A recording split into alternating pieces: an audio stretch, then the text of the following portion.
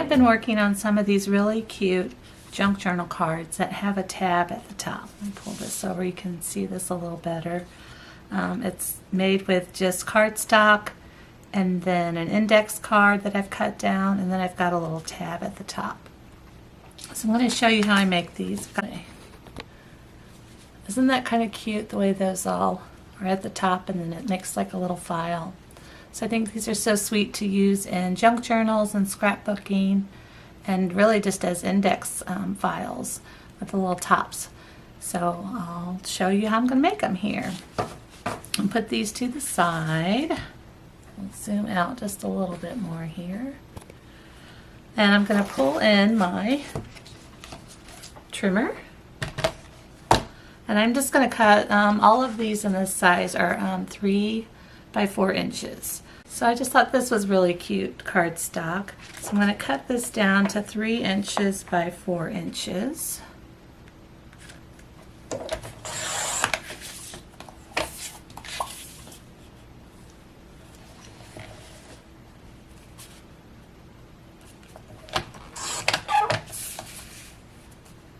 I love using journal cards and making journal cards. Oops, that one's already at that height. So, got a few of these to work with here, and I'm just going to pull one out. Okay, my next step is I'm going to use a corner rounder. And we'll round each corner out here. So now to make the journal part where we can write on, I'm going to use these index cards, and these are the 4 by 6 inch. These are more the jumbo size than this other one. The standard size, you can see, is just quite a bit smaller. And if we use those, you're not going to get much of a spot. So if I trim this down, you can still use it, but you're not going to get quite as much of a spot to journal on as you would in this area. So I'm going to go with the bigger ones today, and these are just some ones that I picked up at Walmart. I think the whole package itself was like $1.48 or something, so it's really economical way to make some journal cards here. I'll pull a few out, and we'll go trim these up on the paper cutter outer again.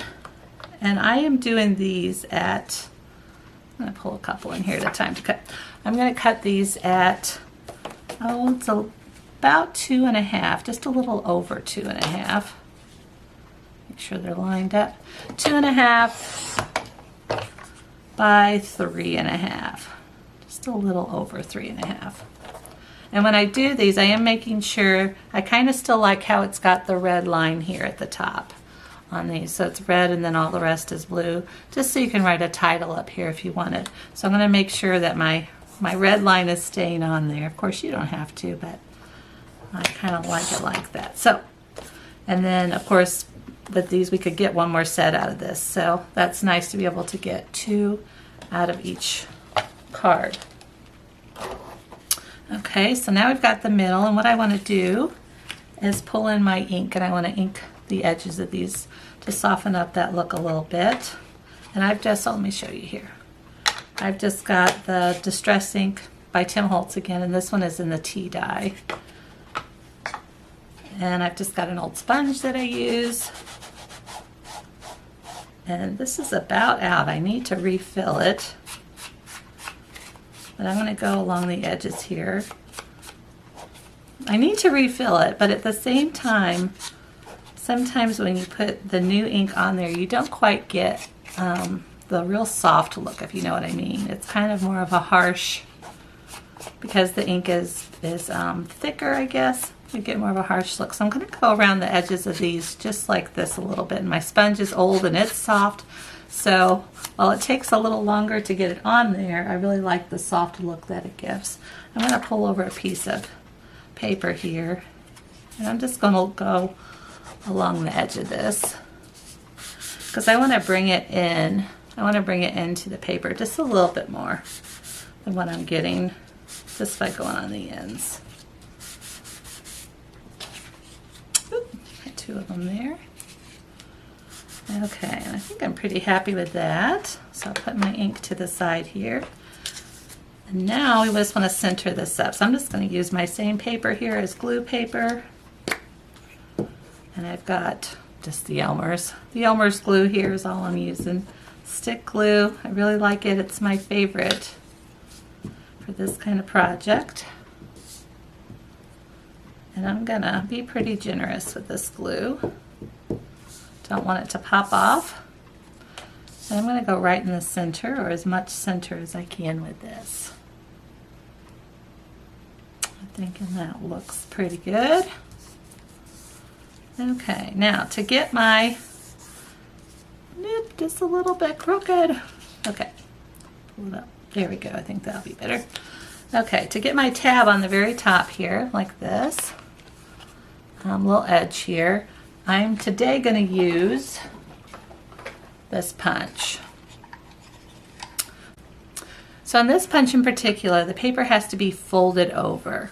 So when I slide this in, it'll just only give me a half of a tab if I didn't fold it over. So I want a matching top, so I'm going to fold this over just enough so that it's going to fit down in there. And I think I'm going to go ahead and give this a little crisp edge. And then I'm going to go in. And this particular punch tab can be found on Walmart. So I'll set that to the side. We've got our little top tab here, and we're going to attach it here to the top. So if you'll notice when I did these, oh goodness, that's not the best angle. But anyway, here, let me pull some of these out. I've got other journal cards in there too. But let me show you what I want to mention here. Okay, that'll be enough to show you what I want. But notice how I've got these kind of in different spots. It's just not a good angle. But they're on different parts of each tab. So here, this one I've got on this side. This one's on this side. I've got some all different placed here. And then some I've put right in the middle. And that way, when they are lined up, they're in kind of different spots.